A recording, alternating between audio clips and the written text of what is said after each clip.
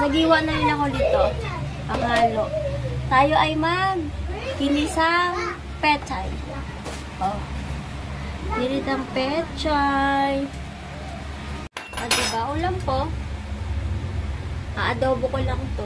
Para tipid. Ayun na yung mga ricado. Tapos, ito yung ihalo ko yung taba ng pork chop. Ihalo ko sa yan, gulay. O, ginisang pechay. Saga adobo ako. Pwede na yan. O, yan. Ang aking adobo. Pasalang ko na. Ay, wala pang puminta. Wala pala akong laurel. Kaya,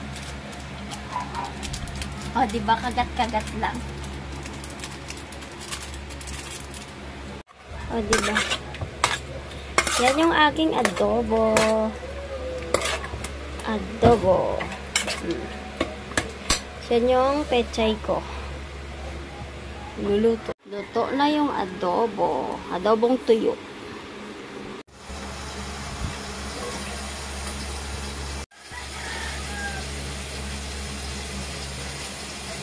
Yung taba ng pork chop. Ouch.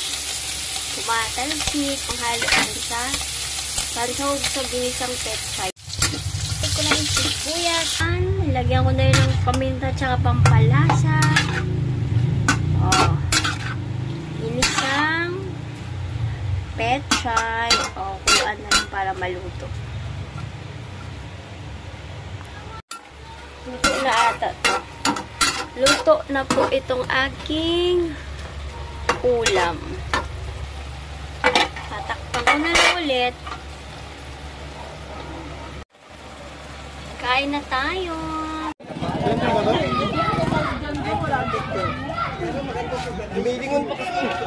May aso, may aso. Hindi kailangan nagawa niya. Ayaw. Kung alam ko naman yun. Madalas yung duko. Ay, putya. Dapat braso eh. Pati sila ng langis eh. Magaling lang, tignan mo. Hindi umabra yung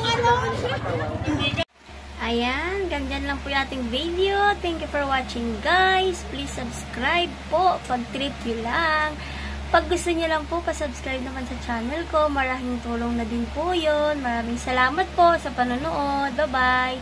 God bless us all.